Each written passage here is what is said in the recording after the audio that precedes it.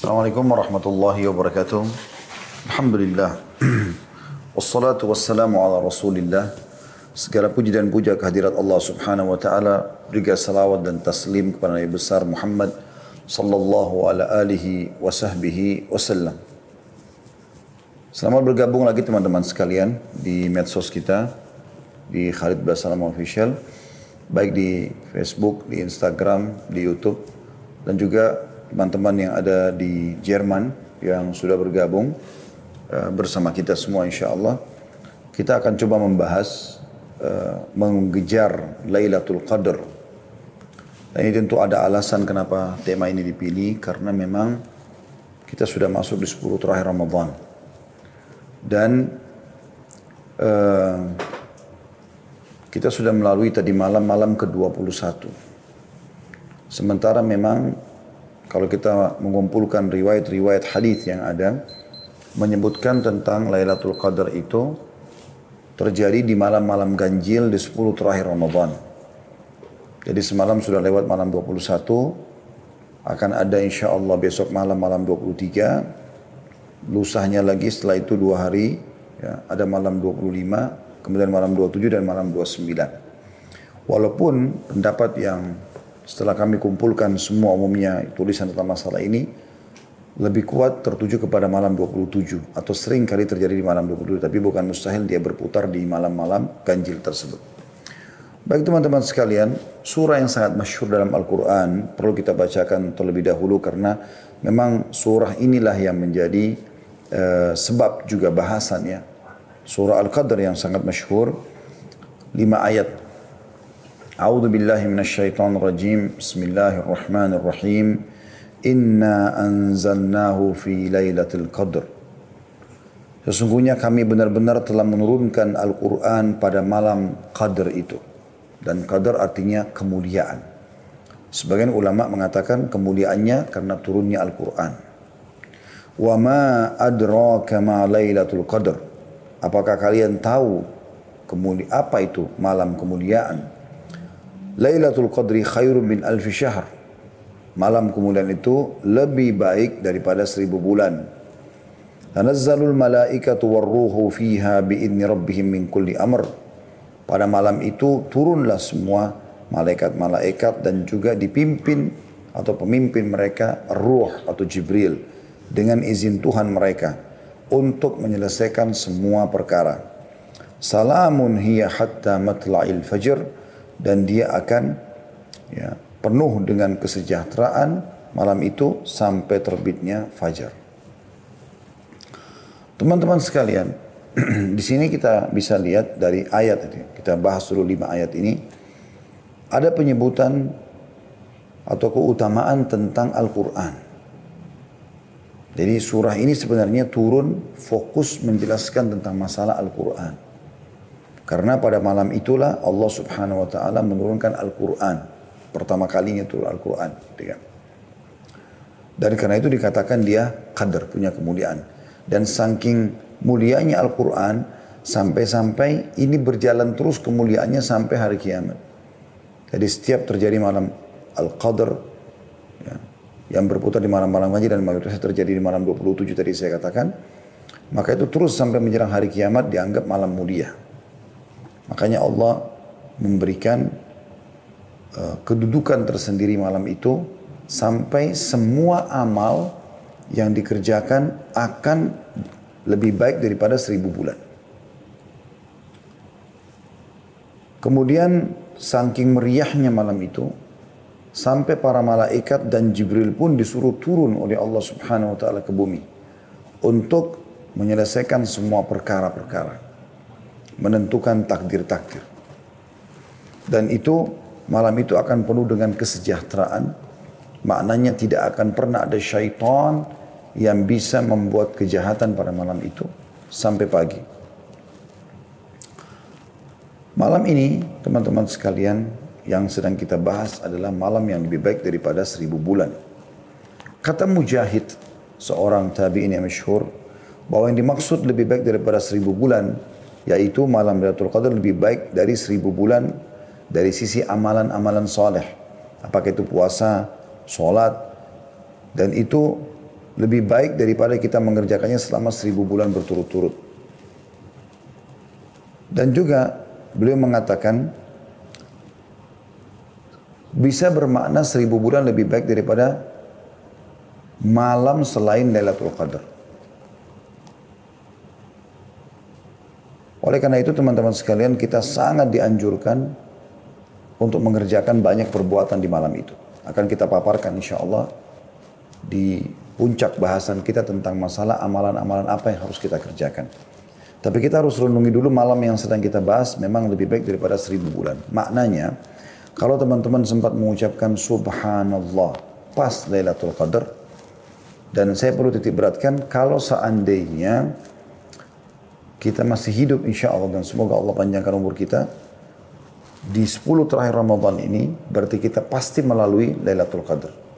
Hanya saja siapa yang mendapatkan taufik dari Allah untuk bisa mengerjakan amal soleh pada saat itu. Banyak orang hanya menghabiskan dengan tontonan-tontonan, menghabiskan waktu dengan hal-hal yang sia-sia gitu kan. Nongkrong-nongkrong di pinggir jalan, ngobrol kosong gitu kan. Kalau bukan di masa pandemi seperti ini, banyak sekali mereka habiskan di pasar-pasar hanya untuk mencari baju lebaran. Dan ini semua disayangkan sekali. Oleh karena itu nanti kita akan jelaskan insya Allah di jenis-jenis amalan yang dikerjakan oleh Nabi SAW dan para sahabat, para salafus salih, ya, bagaimana mereka fokus justru di 10 terakhir itu dengan ibadah-ibadah. Dan bukan di pasar, bukan di jalan, sebagaimana banyak kaum muslimin lakukan itu. Dan di malam ini selain 1000 bulan teman-teman sekalian, juga turunnya malaikat. Dan ini tidak sembarangan untuk malaikat turun. Apalagi Allah SWT juga menyuruh Jibril untuk turun. Sebagaimana Allah katakan, tanazzalul malaikatu warruhu fiha biidni rabbihim min kulli amr.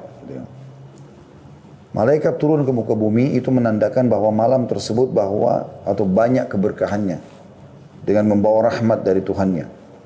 Malaikat setiap kali turun tentu membawa keberkahan dan rahmat. Sebagaimana malaikat membawa keberkahan ketika mendatangi halaqah ilmu. Sampai-sampai mereka meletakkan sayapnya karena ridho kepada para penuntut ilmu. Syaitan juga tidak bisa berbuat apa-apa sebagaimana sudah saya singgung sedikit tadi. Diambil daripada firman Allah SWT, salamun hiya hatta matla'il fajr. Malam itu adalah malam kesejahteraan sampai terbitnya fajr. Dan kata Mujahid, syaitan tidak bisa melakukan kejelekan atau mengganggu manusia pada malam tersebut sampai terbit matahari. Ini adalah tafsir diambil dari tafsir Al-Quran Al-Azim punya Ibnu Katsir jilid 7 halaman 610. Ibnu Zaid dan juga Qatadah berkata pada malam Lailatul Qadar hanya ada kebaikan saja, tidak akan ada kejelekan sampai terbit fajar. Juga sama disebutkan dalam tafsir Ibnu Katsir jilid 7 halaman 611. Pada malam itu juga, ini malam mulia sekali, Allah Subhanahu wa taala tentukan takdir, ajal dan rezeki. Ibnu Katsir menyebutkan perkataan Qatadah dan ulama lain bahwasanya pada malam Lailatul Qadar diatur berbagai macam urusan. Ketika itu ajal dan berbagai rezeki ditetapkan. Hal itu sesuai atau sejalan dengan firman Allah di ayat lain surah Dukhan ayat 4. Surah Dukhan ayat 4 yang bunyinya A'udzu billahi minasyaitonir rajim fiha yufraqu kullu amrin hakim. Pada malam itulah dijelaskan dan ditetapkan segala urusan yang penuh dengan hikmah. Dan Asy-Syu'bi berkata mengenai tafsir ayat 4 dan ayat 5 surah Al-Qadr, min kulli amr salamun hiya hatta matla'il fajr, bahwa keselamatan dan malaikat datang pada malam tersebut bagi orang-orang yang ada di masjid. Itu berlangsung hingga fajar. Tentu di masa pandemi sekarang nanti kita akan jelaskan pada saat kita jelaskan salah satu amal yang Anda harus lakukan atau dianjurkan lakukan adalah i'tikaf. Tetapi karena kita masa pandemi kita akan menggantikan dengan ibadah di rumah. Tapi kita tidak namakan i'tikaf, karena i'tikaf hanya di masjid saja. As-Sa'di berkata, berbagai hadis yang mutawatir membicarakan tentang keutamaan Lailatul Qadar dan dijelaskan bahwa malam tersebut terdapat di bulan Ramadan. Malam tersebut terdapat di 10 hari terakhir terkhususkan pada malam-malam ganjil. Malam penuh kemuliaan itu tetap terus ada setiap tahunnya hingga hari kiamat. Karena kemuliaan malam tersebut, Nabi SAW melakukan i'tikaf dan memperbanyak ibadah di 10 terakhir Ramadan. Dengan melakukan hal tersebut, beliau berharap bisa menjumpai Lailatul Qadr. Itu tadi gambaran daripada tafsir 5 ayat surah Al-Qadr. Teman-teman sekalian, Allah Subhanahu wa taala memberikan rahmat buat kita umat Muhammad sallallahu alaihi wasallam. Umat-umat sebelum kita umumnya umur mereka panjang-panjang. Misal Nabi Nuh alaihissalam berdakwah di kaumnya itu teman-teman sekalian 950 tahun. Dan tidak mungkin Nabi Nuh berdakwah sementara beliau masih bayi. Umumnya nabi-nabi dinobatkan jadi nabi di umur 40 tahun. Berarti bisa 990 tahun umur Nabi Nuh alaihissalam. 40 tahun masa sebelum kenabian dan setelah itu ada masa dakwah 950 tahun. Ya. Maka itu umur kurang lebih umat sebelum kita dan umat-umat yang hidup atau umat yang hidup bersama Nabi Nuh alaihissalam adalah satu generasi. Jadi umatnya bisa ada yang berumur 1000 tahun bahkan lebih. Disebutkan dalam sebuah riwayat atau sebuah athar bahwasanya pernah Nabi Nuh alaihissalam melewati seorang ibu yang menangisi anaknya yang meninggal. Yang menangisi anaknya yang meninggal. Gitu ya. Anaknya ini meninggal teman-teman sekalian umur 60 tahun. Anaknya ibu ini. Ini kita bisa ambil gambaran dari riwayat ini. Bagaimana ya, umur mereka sangat panjang. Maka pada saat dia menangis, berkatalah pada saat itu Nabi Nuh alaihissalam, kenapa engkau menangis wahai ibu? Kata dia, saya sedih, kesian melihat anak saya umur 60 tahun meninggal. Dia belum merasakan dunia. Jadi umur 60 tahun bagi mereka itu kayak masih 6 tahun kalau kita. Kata Nabi Nuh alaihissalam, jangan kau bersedih hai ibu. Karena sungguhnya akan datang nanti umat di akhir zaman, ya kita ini. Umur orang tertua di antara mereka adalah umur seperti anakmu ini. Artinya mereka akan dianggap tua kalau sudah umur 60 tahun. Sementara anakmu ini 60 tahun kau anggap masih sangat kecil. Maka kata ibu tersebut, wahai Nabi Allah, kalau seandainya aku hidup di zaman dan dikasih umur oleh Allah SWT cuma 60 tahun, aku akan gunakan semuanya sujud. Selama 60 tahun itu. Itu menandakan bagaimana panjangnya umur mereka. Itu luar biasa. Bagaimana umur mereka sangat panjang. Umur mereka sangat panjang. Nah, sekarang pertanyaan sederhana. Bagaimana caranya kita mengimbangi umur mereka? Amal-amal mereka. Jadi misalnya kalau ada di antara umat Nabi Nuh alaihissalam saja yang beribadah selama 300 tahun saja. Umur kita kan dibatasi. Bukankah Nabi SAW bersabda, ya, umur umatku antara 60 sampai 70 dan sangat sedikit yang melampaui itu. Jadi kita kalau umur 60 tahun, 70 tahun kita anggap sudah tua.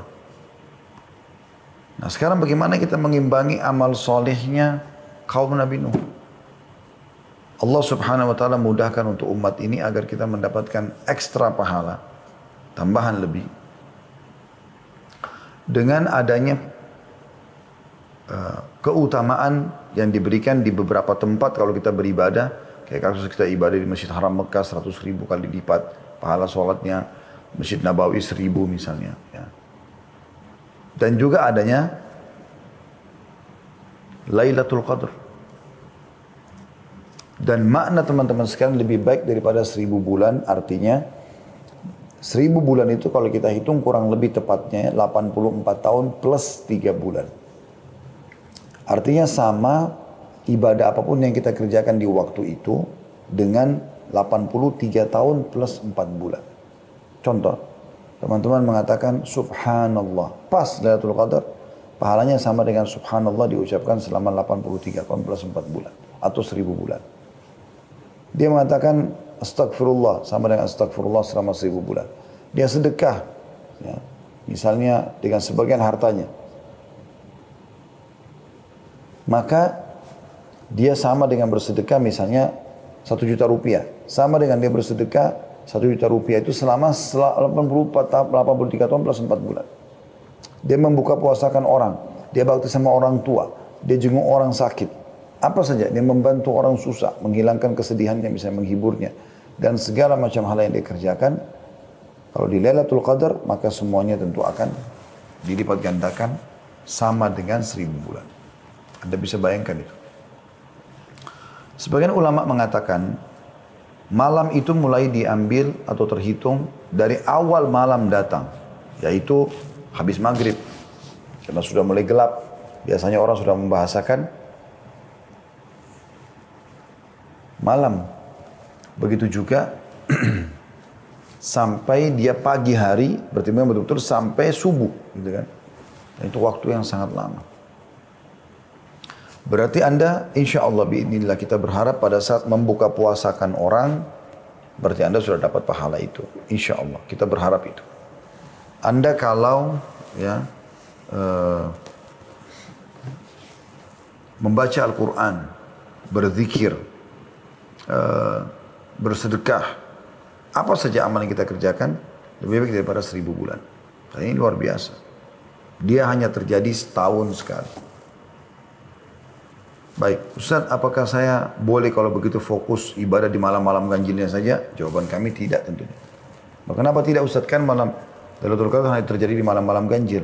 Ya, karena bisa saja perhitungan manusia bisa luput. Bisa saja justru yang Anda anggap itu ganjil ternyata genap. Saya sendiri kemarin hampir luput. Saya mengingat kalau itu adalah malam 21, teman-teman sekalian. Saya bahkan sempat berpikir itu adalah malam 20. Ternyata sudah puasa yang ke-20, malamnya sudah 21. Ada seorang sahabat dekat saya, Dr. Yusuf Bahuth, hafidhahullah, beliau salah satu dosen di Ummul Qura di bagian tafsir ya. Beliau mengirimkan kepada saya itu. Datanya malam hari ini, hari Rabu, akan masuk malam ke-21 dan itu akan masuk Lailatul Qadar. Subhanallah. Saya baca itu terus saya teringat, oh iya sudah malam 21 rupanya. Ya. Maka kita dianjurkan memperbanyak bacaan Allahumma innaka afuun tuhibbul afwa fa'fu anni, kan gitu. Dan itu kita dianjurkan ucapkan, nanti akan kita sebutkan termasuk dalam amal-amalan yang dianjurkan untuk diucapkan. Jadi teman-teman sekalian, memang ini sangat mahal dan kebetulan alhamdulillah semoga Allah mudahkan kita mendapatkan. Kita sekarang berada di 10 terakhir Ramadan. Dimanapun Anda berada di muka bumi ini, ya setahu saya ya, pada tahun ini hampir semuanya sama mulai berpuasanya. Ya, insya Allah. Maka mudah-mudahan juga secara bersamaan. Karena kalau ada yang baru puasa 22 misalnya, berarti dia malam 23, yang hatunya sudah malam 24, atau puasa 24 berarti sudah malam 25. Maaf, dia ada yang berpuasa 22, malamnya 23, ada yang berpuasa hari ke-23 berarti malam 24. Ini yang mana Lailatul Qadarnya, gitu kan? Kuasa Allah Subhanahu wa taala. Tapi bifadlillah azza wajalla ini malah terjadi hampir serentak, gitu kan? Oleh karena itu, Nabi SAW fokus mengejar Lailatul Qadar dengan cara mengikat diri selama 10 hari berturut-turut tidak terkecuali itu dengan ibadah. Mengikat diri di masjid dengan i'tikaf, ya. Demi untuk mengejar Lailatul Qadar. Karena dengan kita fokus ke 10 hari itu, maka dipastikan mau genap, mau ganjil, kita akan coba fokus beribadah. Maka insya Allah kita pasti akan mendapatkannya dengan izin Allah SWT. Dibandingkan dengan Anda hanya nebak-nebak.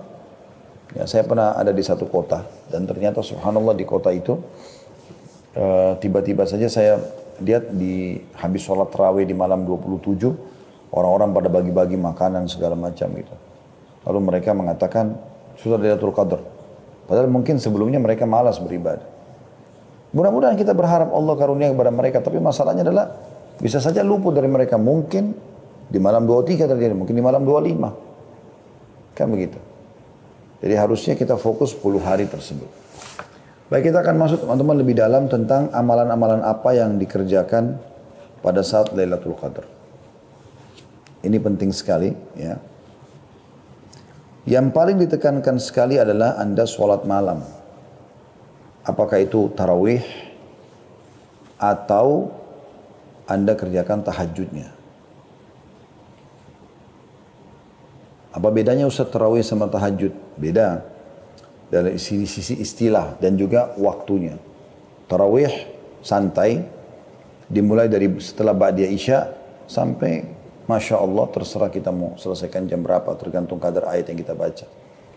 Tahajud dikerjakan di sepertiga malam ataupun sudah lewat pertengahan malam, gitu kan. Walaupun sama-sama qiyamul lail. Tapi dari dua ini Anda jangan keluput salah satunya. Baik itu sholat tarawihnya ataupun sholat tahajudnya. Bagaimana Ustaz kalau saya mau gabungkan keduanya? Boleh. Makanya di Masjid Haram Mekah dan Masjid Nabawi Madinah kan melakukan itu. Mereka ada sholat tarawih, hanya saja di 10 terakhir Ramadan, kayak mulai tadi malam, di malam ganjil itu mereka sudah tidak lagi mengerjakan witir di sholat tarawih. Jadi cuma tarawih 20 rakaat, kemudian mereka tidak witir, nanti sekitar jam 12 malam atau setengah 1 malam, mereka baru mengerjakan qiyamul lail lagi dengan witir. Jadi kurang lebih jam setengah 1. Mereka kerjakan kadang-kadang 11 rakaat sampai 13 rakaat. Seperti itulah.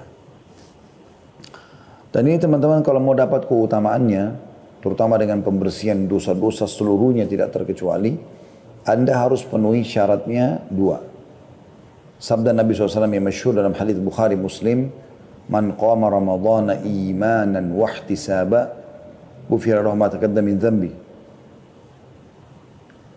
Barang siapa yang mendirikan malam Ramadan karena keimanan dan mengharapkan pahalanya, dibersihkan dosa-dosa yang telah lalu.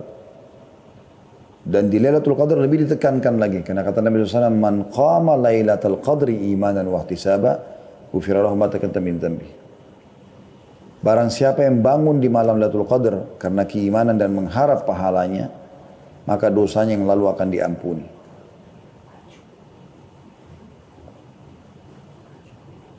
Sebagian ulama menghubungkan antara seseorang mendapatkan Lailatul Qadar dengan niat ikhlasnya. Kapan dari awal dia berharap sekali Allah berikan Lailatul Qadar, maka Allah akan mudahkan. Imam Nawawi rahimahullah berkata, aku sangat menunggu Lailatul Qadar dan satu waktu aku lagi tertidur di malam ganjil, dan kebetulan atap rumahku terdiri dari pelapa-pelapa kurma, jadi ada celah-celahnya gitu kan. Dan pada saat aku lagi tidur ada cahaya bulan yang sangat terang menerpa wajahku, dan aku pun melihat ke lubang dan aku lihat bulan sangat terang, maka aku pun bangun untuk mengerjakan sholat malam, dan aku yakin itu adalah malam Lailatul Qadar. Rasulullah SAW senantiasa mencari malam Lailatul Qadar dan memerintahkan sahabat untuk mencarinya. Beliau membangunkan keluarganya pada malam 10 terakhir dengan harapan mendapat malam Lailatul Qadar. Dalam Musnad Imam Ahmad dari Ubadah radhiyallahu anhu bahwasanya Rasulullah SAW bersabda, Man qama ibtigha'aha thumma waqa'at lahu ghufira lahu ma taqaddam min dhanbihi wa ma ta'akhkhar. Ini hadis mulia sekali. Sayangnya jarang disampaikan gitu ya. Kebanyakan hadis tadi yang sudah kita baca awal. Hadis ini bunyinya, barang siapa yang bangun sebagai usaha untuk mendapatkan malam Lailatul Qadar, lalu ia benar-benar mendapatkannya, niscaya akan diampuni dosa-dosanya yang lalu dan yang akan datang. Ini luar biasa. Satu malam ini mulia benar. Jadi dosa-dosa belum kita kerjakannya sudah dimaafkan oleh Allah SWT. Imam An-Nasai meriwayatkan seperti itu. Al-Hafidh Ibn Hajar berkata, sanadnya sesuai dengan syarat sahih. Ya. Jadi kalau tadi yang pertama kita bacakan itu, siapa yang mendirikan malam Lailatul Qadar karena keimanan dan mengharapkan pahala dia bersihkan dosa-dosa yang telah lalu. Yang lalu saja yang telah dia lakukan. Kalau ini tidak, hadis ini sahih juga, siapa yang mengejar Lailatul Qadar, sengaja memang mau target nih. Kayak sekarang kita bahas ini kan mengejar Lailatul Qadar, itu tujuannya. Jadi hadis ini tujuan, ini adalah sebab judul gitu kan. Barang siapa yang mengejar Lailatul Qadar dan betul-betul mendapatkannya, ya, maka ia benar-benar diampuni dosa-dosanya yang lalu dan akan datang.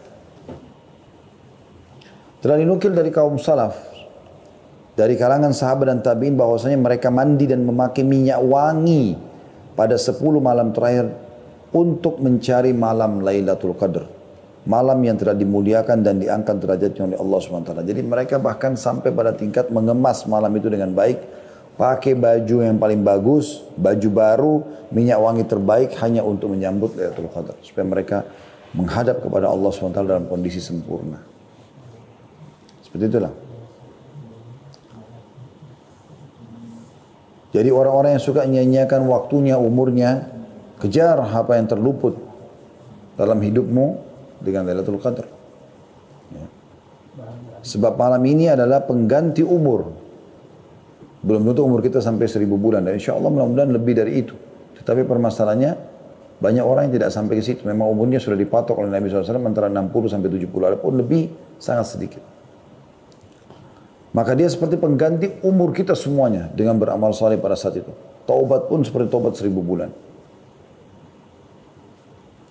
Barang siapa yang tidak mendapat kebaikan pada malam itu, niscaya mereka manusia yang paling rugi. Dan malam ini sekali lagi berjalan untuk datang di 10 akhir Ramadan dan lebih banyak terjadi di malam-malam ganjil. Berdasarkan hadis dan sering kali terjadi di malam 27. Tapi tidak harus dipatok di situ ya. Berdasarkan riwayat Muslim dari Ubay bin Ka'ab radhiyallahu anhu bahwasanya ia berkata, demi Allah sungguh aku mengetahui datangnya malam itu. Yaitu pada malam yang Rasulullah SAW memerintahkan kami untuk menghidupkannya. Tepatnya pada malam ke-27. Sampai-sampai Ubay radhiyallahu anhu bersumpah untuk hal itu. Beliau berkata, aku dapat mengenalnya melalui tanda-tanda dan alamat yang diberitakan Rasulullah SAW kepada kami. Yaitu matahari terbit tanpa cahaya yang menyilaukan pada pagi harinya. Jadi ini Ubay bin Ka'ab kata sebagian ulama kemungkinan coba menjelaskan ya, tentang kondisi beliau pada saat itu. Jadi beliau memang disuruh Nabi SAW untuk mengerjakan ibadah dengan para sahabat dan pas malam 27. Maka beliau berpatokan itu adalah malam Lailatul Qadar. Walaupun secara umum pendapat ulama mengatakan berputar di seluruh malam-malam ganjil. Itu amalan yang pertama yaitu sholat. Memperbanyak sholat, ya, terutama sholat malam. Bahkan tadi dianjurkan agar bisa mandi khusus untuk malam itu dan memakai wangi-wangian serta baju terbaik. Yang kedua, kita banyak mengucapkan doa yang diajarkan Nabi SAW kepada istrinya yang dicintai kekasih Nabi SAW, Aisyah radhiyallahu anha. Beliau berkata, wahai Rasulullah, apa yang akan aku baca bila bertepatan pada malam itu, Lailatul Qadar? Maka kata Nabi SAW, ucapkanlah, Allahumma innaka afuwun tuhibbul afwa fa'fu anni. Ya Allah, sungguhnya Engkau Maha Pemberi ampunan dan menyukai orang yang memohon ampun, maka ampunilah aku. Ampunilah aku. Ya. Jadi termasuk adalah hal yang luar biasa. Ya. Bagaimana ucapan ini adalah ucapan yang memberikan makna yang sangat dalam kalau seseorang itu berusaha tentunya semaksimal mungkin agar dia bisa mendapatkan pengampunan. Karena sekali Anda mohon ampun kepada Allah SWT pada malam itu, seakan-akan Anda memohon ampun kepada Allah dari sisi pahala dan juga ijabahnya 1000 bulan atau 83 tahun plus 4 bulan. Dan ini termasuk dalam doa-doa yang baik teman-teman dan zikir. Dan ini juga termasuk amalan yang harusnya selalu dijaga. Ya. Apalagi kalau Anda mengejarnya di sepertiga malam terakhir ya. 3 atau 2-3 jam. 4 jam lah sebelum subuh. Anda fokus di situ. Maka insya Allah memperbanyak istighfar untuk mendapatkan fadilah atau keutamaan. Dalam ayat dikatakan wabil asharihum yastaghfirun, mereka selalu beristighfar di waktu-waktu sahur atau waktu menjelang subuh. Doa mustajab karena sepertiga malam Allah turun ke langit bumi. Ya, kemudian juga minta agar diberikan takdir baik, ya, kebaikan-kebaikan semua, karena memang pada malam itu semua perkara ditentukan atau ditakdirkan oleh Allah Subhanahu wa ta'ala. Yang ketiga teman-teman yang Anda lakukan adalah i'tikaf. Ya, i'tikaf. Mungkin Anda mengatakan, Ustaz, untuk apa bahasa i'tikaf? Karena kita sekarang pandemi nggak bisa ke masjid. Ya kan hukum ini berlaku sampai hari kiamat. Pandemi akan berlalu insya Allah. Tetapi permasalahannya adalah sekarang ada hukum syar'i yang harus kita tahu. Untuk mengejar Lailatul Qadar, maka Nabi SAW melakukan perbuatan ini, yaitu beriktikaf. Dan dikatakan dalam sebuah riwayat Bukhari, Rasulullah SAW biasa beriktikaf selama 10 hari setiap bulan Ramadan. Pada tahun beliau wafat, beliau beriktikaf selama 20 hari. Iktikaf adalah sebuah ibadah yang terkumpul padanya berbagai jenis ibadah lainnya, berupa tilawah Al-Quran, sholat, zikir, dan doa. Dan semua dikerjakan di masjid. Orang yang belum pernah iktikaf menggambarkannya sebagai ibadah yang berat dan sulit. Padahal iktikaf sangatlah mudah bagi orang-orang yang memang mengikhlaskan niatnya dan memang ingin mengejar rahmat Tuhannya. Iktikaf ini sangat dianjurkan di 10 terakhir Ramadan.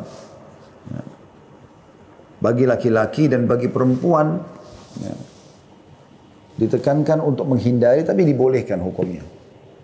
Lebih baik mereka fokus di rumah. Karena ummahatil mu'minin radhiyallahu anhunna beriktikaf setelah wafatnya Nabi SAW. Tapi selama ada suami mereka, maka mereka justru di rumah. Dan Nabi SAW pada saat itu beriktikaf di masjid.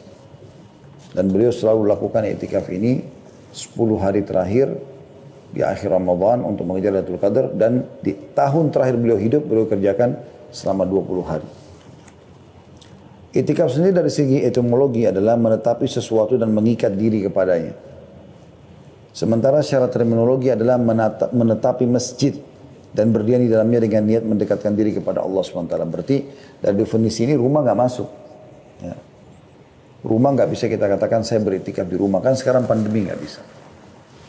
Ya. Ini hanya berlaku di masjid.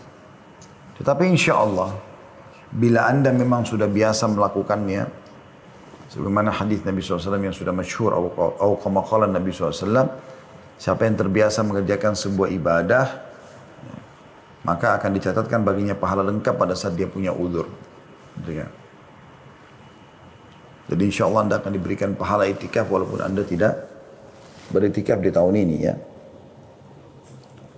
Ibnu Qayyim rahimahullah menjelaskan beberapa hikmah iktikaf itu sendiri. Kelurusan hati dalam perjalanannya menuju Allah, kata beliau, sangat bergantung kepada kuat tidaknya hati itu berkonsentrasi mengingat Allah SWT dan merapikan kekusutan hati serta menghadapkannya secara total kepada Allah SWT. Sebab kekusutan hati hanya dapat dirapikan dengan menghadapkan secara total kepada Allah.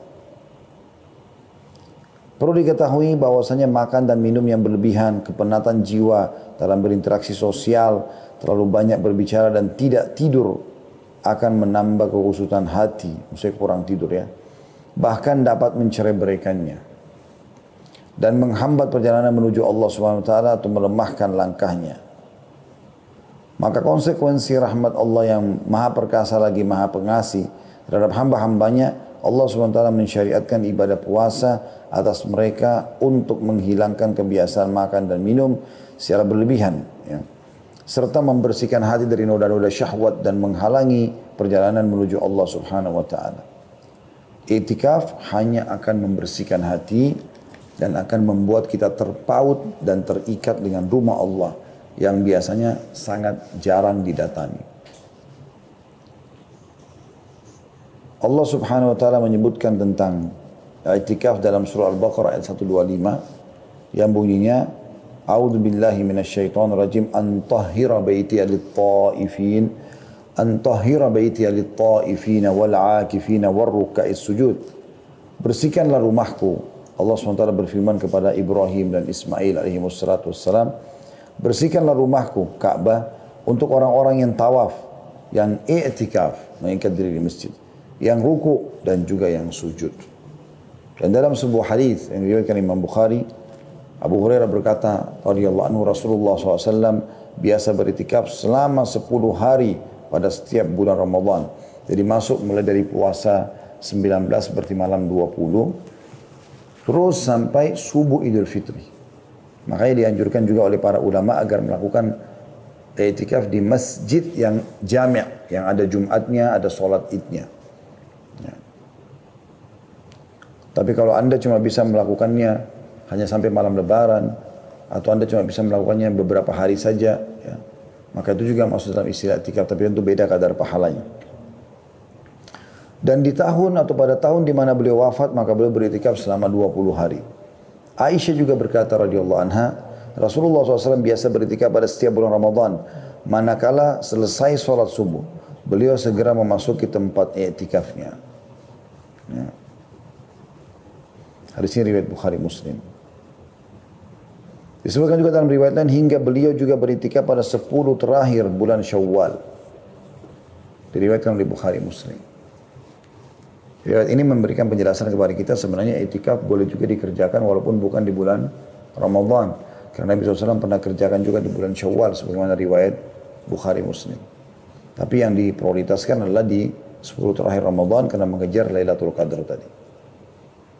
Juga Aisyah menuturkan radhiyallahu anha, Rasulullah SAW biasa beritikaf pada 10 hari terakhir bulan Ramadan. Hal itu beliau lakukan hingga beliau wafat. Lalu setelah beliau wafat, para istri-istri beliau juga melakukannya sepeninggal mereka atau beliau, sepeninggal beliau. Hadis riwayat Bukhari Muslim. Artinya perempuan boleh beriktikaf, tapi harus dipastikan iktikaf di masjid karena dia nginap selama 24 jam. Ya, bahkan makan dan minumnya pun di masjid gitu kan. Cuma dia jaga kebersihan masjid. Maka ini bagian daripada syariat. Tetapi seorang istri harusnya tidak mengerjakannya selama suaminya masih ada sampai suaminya wafat. Atau memang suaminya mengajak dia bersama-sama untuk i'tikaf, itu lain. Ya. Dan teman-teman sekalian, tentu i'tikaf tidak harus dipaksakan karena dia hukumnya sunnah muakkadah. Tetapi misalnya kalau seseorang memang tidak bisa tinggal di masjid, kayak kasus sekarang juga termasuk kita pandemi. Walaupun Anda belum pernah i'tikaf, sekarang sudah dengar, oh ternyata punya keutamaan banyak sekali i'tikaf. Saya juga mau i'tikaf misalnya. Anda sudah niatkan begitu, insya Allah dicatatkan pahalanya oleh Allah Subhanahu Wa Taala. Dicatatkan pahala. Jadi tidak usah khawatir. Ini itu. Walaupun kita tidak bisa i'tikaf di masjid sekarang, tapi hukum ini kan Anda pelajari supaya Anda bisa terapkan di tahun-tahun yang akan datang. Ya, seperti itulah kurang lebih. Pada saat i'tikaf, Anda sangat dianjurkan untuk memperbanyak ibadah, terutama sholat tadi. Ya, kemudian tilawah Al-Quran, membaca buku-buku ahli ilmu, halaqah majlis ilmu kalau ada yang dibuat oleh ulama di masjid yang kebetulan i'tikaf, menjauhkan diri dari segala macam ya, perkataan sia-sia, mencela, mencaci maki, tontonan-tontonan yang tidak baik. Ya. Berdiam di tempat i'tikaf berdasarkan riwayat Imam Muslim dari Nafi'. Ia berkata, Abdullah bin Umar menunjukkan kepadaku tempat yang dipakai Rasulullah SAW beritikaf dalam masjid. Dan beliau tidak keluar sama sekali. Sampai pernah kedatangan istrinya saja, Sofia, lalu Nabi SAW temui di masjid. Nabi tidak pulang ke rumah. Nanti pada saat sudah mau pulang baru beliau antar untuk menjaga saja atau berjaga-jaga keamanan. Habis itu beliau kembali lagi ke dalam masjid. Banyak juga orang i'tikaf sebenarnya dijadikan ajang untuk tidur aja terus. Jadi cuma pindah dari rumahnya ke masjid. Tapi di masjid tidak seperti itu, harusnya dia aktif. Istirahat boleh, tapi jangan sampai luput ya. Perbuatan-perbuatan kebaikan yang harus Anda lakukan dari zikir, dari berdoa, dari bertobat dan seterusnya. I'tikaf kalau Anda sedang i'tikaf, bisa ada beberapa hal yang dibolehkan. Yang pertama, keluar dari tempat i'tikaf untuk suatu keperluan yang mendesak.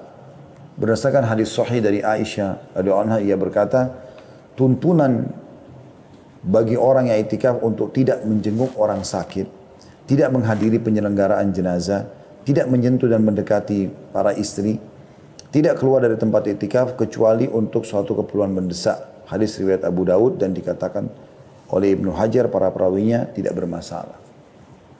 Kalau darurat sekali, Anda tidak masalah keluar. Pernah juga Hasan Basri rahimahullah mengirim informasi kepada murid-muridnya untuk mendatangi seseorang yang sedang sakit. Jadi supaya jenguk dan hibur dia gitu.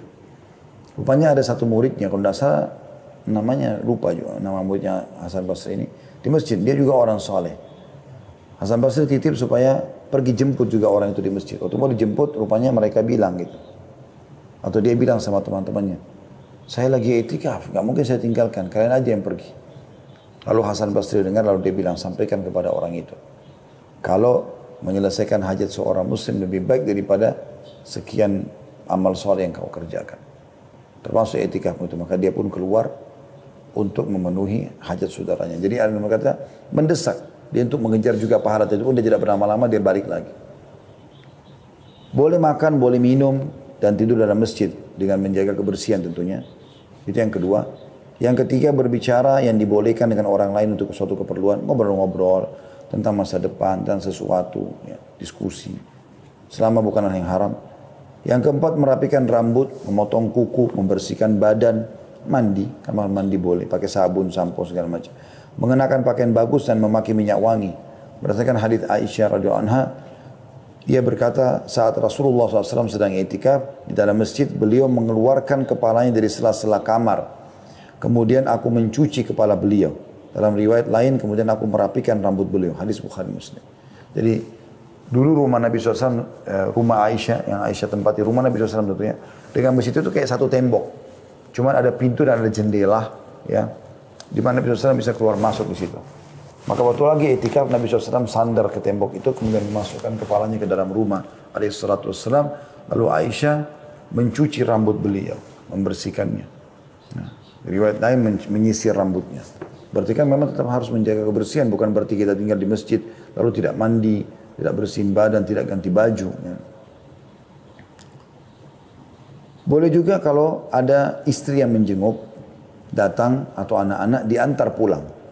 Kalau dikhawatirkan ada bahaya yang akan menimpa mereka. Sebagaimana pernah terjadi waktu Sofia mengunjungi Nabi SAW, maka beliau pun mengantar pulang Sofia. Hadis yang masyhur, hadis Bukhari Muslim. Pada saat Nabi SAW sedang mengantar Sofia pulang, lalu ada dua orang Ansar tergesa-gesa melangkahkan kakinya, ya seakan-akan mengejar Nabi SAW, gitu kan? Nah pada saat mendekat, Nabi SAW mengatakan ala rizkikuma, pelan-pelan aja. Inna Sofia binti Huyai. Ini yang bersama saya Sofia binti Huyai, ini istri saya. Maka mereka mengatakan, maha suci Allah ya Rasulullah. Maksudnya kami nggak akan berpikir macam-macam. Kata Nabi SAW, hati-hatilah, karena syaitan mengalir, ya, di dalam tubuh manusia sebagaimana mengalirnya darah atau mengalir di aliran darah manusia. Dan bisa saja membuat kalian nanti sangka buruk. Tapi sikap Nabi SAW di sini, ya, itu mengantar pulang istrinya dibolehkan. Kemudian sebagian ulama juga menyebutkan tentang perkara-perkara yang dimakruhkan bagi orang itikaf, yaitu jual beli. Tapi tidak haram di sini. Asal dia jangan di dalam kotak masjid yang dipakai sholat, tapi mungkin di terasnya, ya. Kemudian berbicara yang mendatangkan dosa dan juga diam dan tidak berbicara sama sekali dengan meyakini bahwasanya diam itu ibadah. Nah ini keliru. Tapi aja dia ngomong, ngobrol segala macam beraktivitas seperti biasa. Jadi orang itikaf juga bukan penjara, tapi tempat untuk dia menikmati hidupnya tapi dalam kebaikan gitu.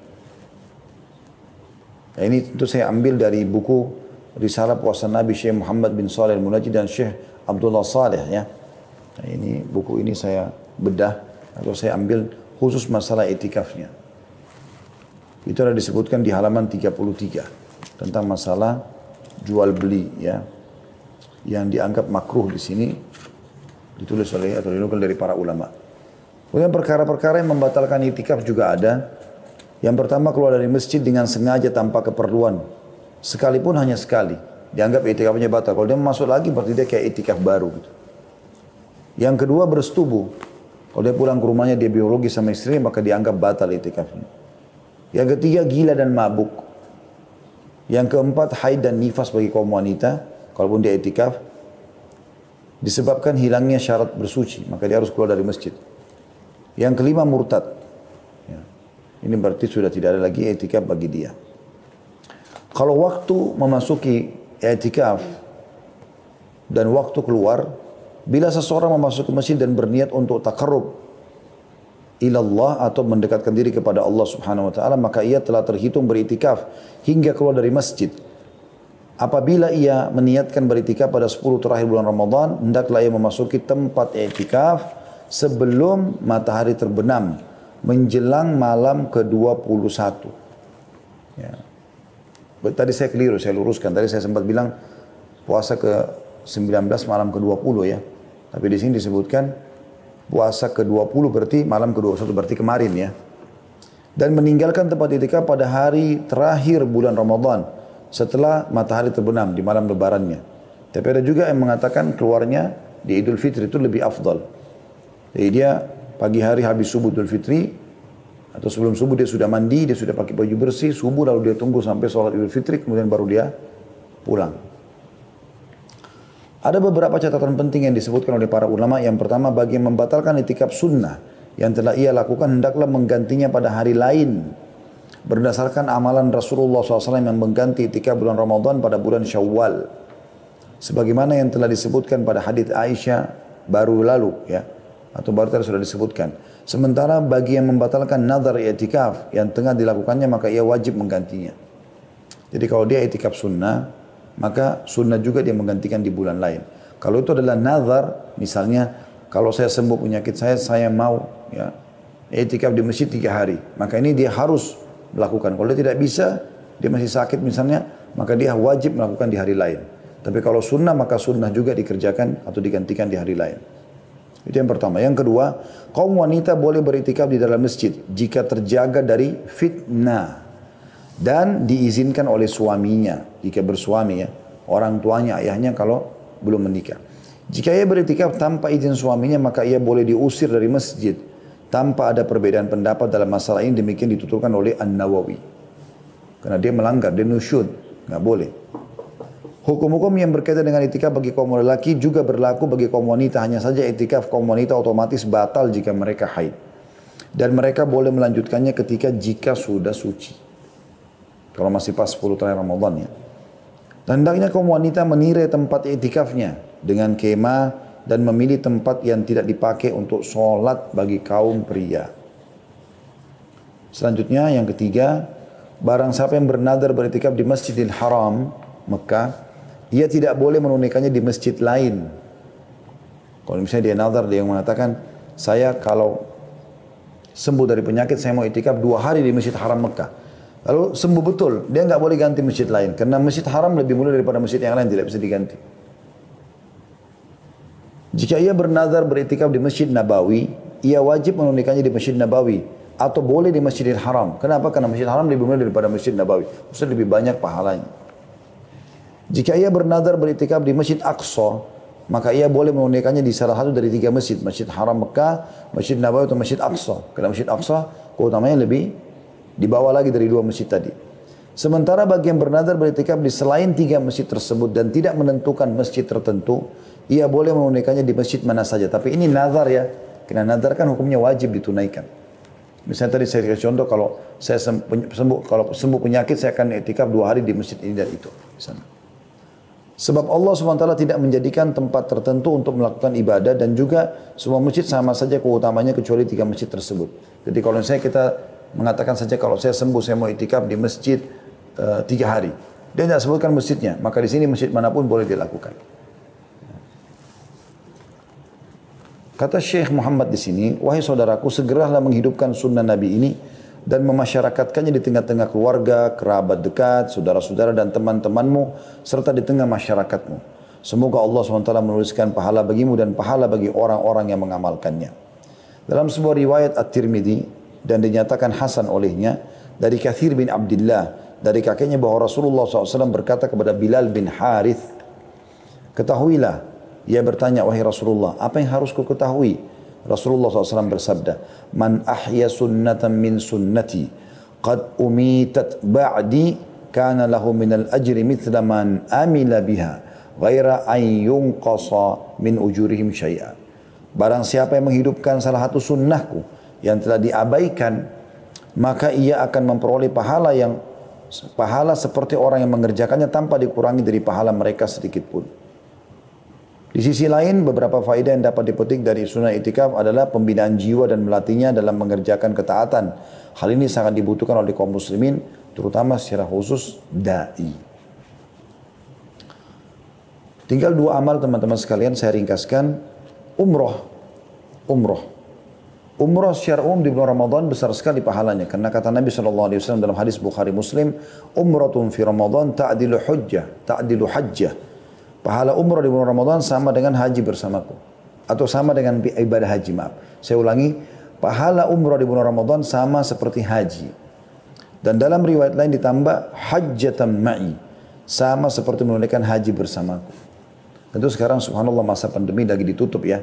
Tapi kan ini baru sekarang. Saya pun setelah 45 tahun melalui hidup ini. Seingat saya dari saya balik mungkin ya. Yang saya mulai kenal Masjidil Haram. Setahu saya belum pernah ada halangan seperti ini. Ya, ini baru terjadi di masa kita lah istilahnya. Maka insya Allah tahun-tahun depan, Anda kalau bisa umroh cuma sekali seumur hidup, umrohnya di bulan Ramadan. Kalau bisa 2 kali setahun, maka satunya bulan Ramadan. Intinya kalau bisa berapa kali pun dalam setahun Ramadan jangan sampai luput. Ya, usahakan ini. Terutama kalau kita hubungkan dengan bahasan kita di malam Lailatul Qadar. Atau di malam ganjil. Makanya kita temukan di malam 27 itu luar biasa penuhnya. Penuhnya luar biasa Masjidil Haram itu. Ya. Luar biasa penuhnya, mengalahkan haji bahkan, gitu kan? Karena banyaknya orang yang mengenal atau mengejar Lailatul Qadar ini. Yang terakhir teman-teman sekalian yang kami tekankan adalah membaca Al-Quran. Membaca Al-Quran, karena ini memang baca Al-Quran mungkin kita sudah tahu semuanya, tapi sayangnya masih sangat sedikit orang yang memikirkannya. Al-Quran teman-teman sekalian bukan karangan seseorang, tetapi dia adalah kalamullah. Bulan Ramadan adalah bulan Al-Quran. Dan Lailatul Qadar, malam turunnya Al-Quran. Ini poin yang sangat penting. Kita semua dianjurkan memperbanyak membaca Al-Quran, mengkhatamnya. Di antara salafus soleh ada yang menyibukkan diri dengan hal-hal yang berkaitan dengan Al-Quran, mulai membaca, mempelajari dan mentadaburinya. Bahkan malaikat Jibril alaihissalam memperdengarkan Al-Quran setiap malam kepada Rasulullah SAW di bulan Ramadan. Uthman bin Affan radhiyallahu anhu mengkhatam Al-Quran setiap hari pada bulan Ramadan. Jadi 30 kali khatam kalau 30 hari. Allah musta'an atas kekurangan kita. Semoga Allah mudahkan kita seperti beliau. Di antara salafus saleh ada yang mengkhatam Al-Quran dalam sholat tarawih tiap 3 malam sekali. Ada yang mengkhatam tiap 7 malam sekali. Ya. Dan ada yang mengkhatamnya setiap 10 malam sekali. Mereka selalu membaca Al-Quran baik di dalam sholat maupun di luar sholat. Dan Imam Syafi'i mengkhatam Al-Quran sebanyak 60 kali di luar sholat pada bulan Ramadan. 60 kali, ya berarti dalam satu hari 2 kali khatam, gitu kan? Karena Al-Quran itu sekitar 6.229 ayat, kurang lebih seperti itu ya. Maka kalau Anda membacanya, targetnya adalah menyelesaikan 6.000 ya, tadi 229 ayat dalam berapa jam misalnya, maka Anda bisa membaca seperti Imam Syafi'i sehari 2 kali. Atau seperti Utsman bin Affan sehari sekali gitu kan. Sementara Al-Aswad juga mengkhatamnya selama sebanyak 2 hari sekali. Ya. Ibnu Rajab menjelaskan, ada sebuah hadis yang berbunyi, Nabi SAW bersabda, siapa yang mengkhatam Al-Quran kurang dari 3 hari maka dia tidak memahaminya. Kata beliau, larangan mengkhatam Al-Quran kurang dari 3 hari tertuju bagi orang yang membiasakannya. Selalu saja dia tiap hari kerjakan itu. Ya. Adapun pada waktu-waktu yang utama seperti bulan Ramadan, terkhusus lagi pada malam-malam yang diperkirakan sebagai malam Lailatul Qadar, atau di tempat-tempat yang utama seperti Mekah, bagi yang selain warga Mekah, maka dianjurkan agar memperbanyak membaca Al-Quran, supaya mendapat keutamaan pada waktu dan tempat tersebut.